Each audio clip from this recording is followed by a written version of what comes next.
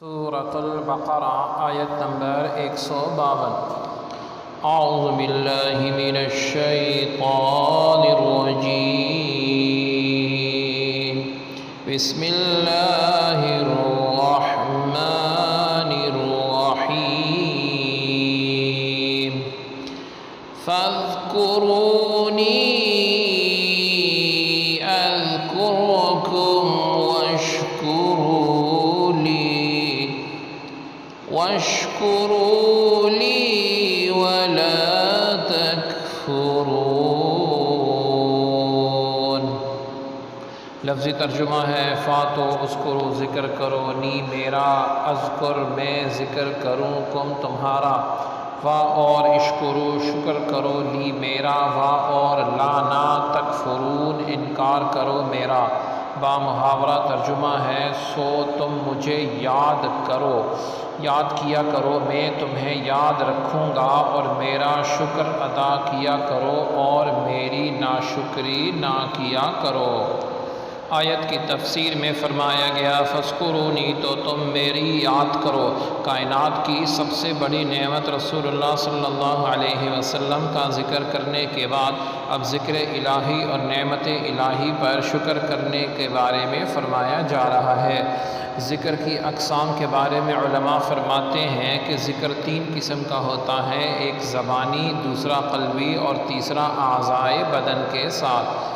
زبانی ذکر میں تسبیح ہے، تقدیس ہے، حمد و ثنا ہے، توبہ ہے، استغفار ہے، خطبہ، دعا اور نیکی کی دعوت وغیرہ شامل ہے۔ قلبی ذکر میں رب العزت کی نعمتوں کو یاد کرنا، اس کی عظمت و کبریائی اور اس کی عظیم قدرت کے دلائل میں غور کرنا داخل ہے۔ نیز علماء کا شرعی مسائل میں غور کرنا بھی اس میں شامل ہے۔ اعضائے بدن کے ذکر سے مراد یہ ہے کہ اپنے اعضاء سے رب العزت کی نافرمانی نہ کی جائے، بلکہ اعضاء کو اطاعت الہی کے کاموں میں استعمال کیا جائے۔ ذکر کے بکثرت جو ہیں وہ فضائل بیان کیے گئے ہیں، ان میں سے 10 احادیث کا اس کا خلاصہ بیان کیا جا رہا ہے کہ مسند احمد میں ہے کہ اللہ رب العزت کا ذکر جو ہے یہ ایمان کامل کی نشانی ہے۔ نمبر 2، ذکر اللہ دنیا اور آخرت کی ہر بھلائی پانے کا ذریعہ ہے۔ نمبر 3، ذکر الہی عذاب الہی سے نجات دلانے والا ہے۔ نمبر 4 ہے ذکر کرنے والے قیامت کے دن بلند درجے میں ہوں گے۔ نمبر 5، ذکر کے حلقے جنت کی کیاریاں ہیں۔ نمبر 6، ذکر کرنے والوں کو فرشتے گھیر لیتے ہیں اور رحمت ڈھانپ لیتی ہے۔ نمبر 7 ہے شب قدر میں رب العزت کا ذکر کرنے والے کو حضرت جبرائیل علیہ السلام دعائیں دیتے ہیں۔ نمبر 8 ہے ذکر کرنے والوں کی صحبت میں بیٹھنے والا بھی محروم نہیں رہتا۔ نمبر 9 ہے رب العزت کا ذکر کرنے سے شیطان دل سے ہٹ جاتا ہے۔ اور نمبر 10 ہے اللہ کے ذکر سے دل کی صفائی ہوتی ہے۔ آگے فرمایا اذکرکم، میں تمہیں یاد کروں گا۔ رب العزت کی اطاعت سے یاد کرنے والوں کو اپنی مغفرت کے ساتھ، شکر کے ساتھ یاد کرنے والوں کو اپنی نعمت کے ساتھ، محبت کے ساتھ یاد کرنے والوں کو اپنے قرب کے ساتھ یاد فرماتا ہے۔ بخاری شریف میں حضرت ابو ہریرہ رضی اللہ عنہ سے روایت ہے، آپ علیہ السلام نے ارشاد فرمایا، اللہ رب العزت نے ارشاد فرمایا کہ میں اپنے بندے کے گمان کے ساتھ ہوتا ہوں جو مجھ سے رکھے، اور جب وہ میرا ذکر کرتا ہے تو میں اس کے ساتھ ہوتا ہوں۔ اگر بندہ مجھے اپنے دل میں یاد کرتا ہے تو میں بھی اسے اکیلا ہی یاد کرتا ہوں۔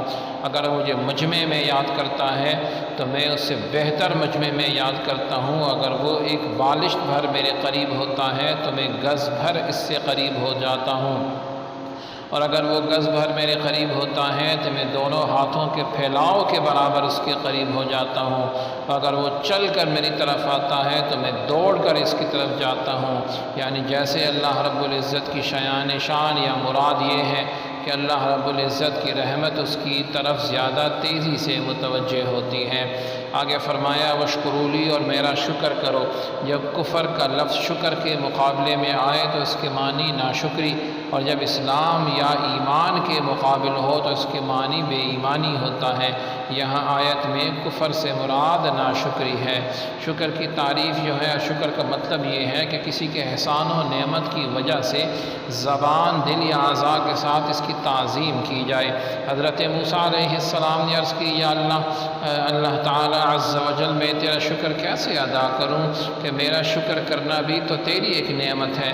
اللہ تعالی عز و جل نے ارشاد فرمایا جب تو نے یہ جان لیا کہ ہر نعمت میری طرف سے ہے تو اس پر راضی رہا، یہ شکر ادا کرنا ہے۔ قرآن و حدیث میں شکر کے کثیر فضائل بیان ہوئے ہیں اور ناشکری کی مذمت کی گئی ہے۔ چنانچہ اللہ رب العزت کا ارشاد ہے لَإِن شَكَرْتُمْ لَأَزِيدَنَّكُمْ وَلَإِن كَفَرْتُمْ إِنَّ عَذَابِي لَشَدِيدٌ۔ ترجمہ اگر میرا شکر ادا کرو گے میں تمہیں اور زیادہ عطا کروں گا، اور اگر تم ناشکری کرو گے تو میرا عذاب سخت ہے۔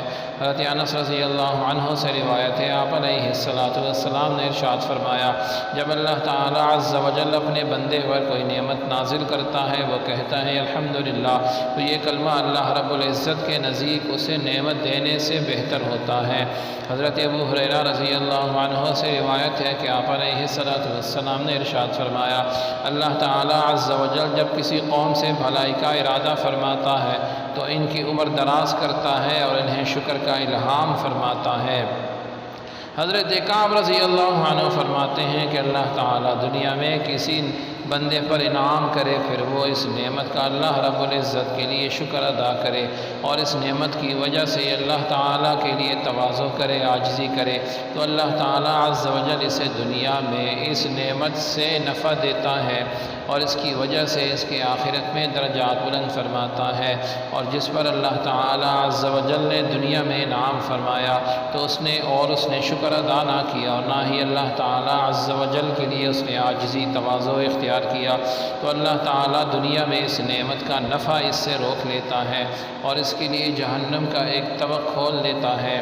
پھر اگر اللہ تعالیٰ عز و جل چاہے گا تو اسے آخرت میں عذاب دے گا یا اس سے درگزر فرمائے گا۔ رب العزت ہم سب کو صبر و شکر نصیب فرمائے۔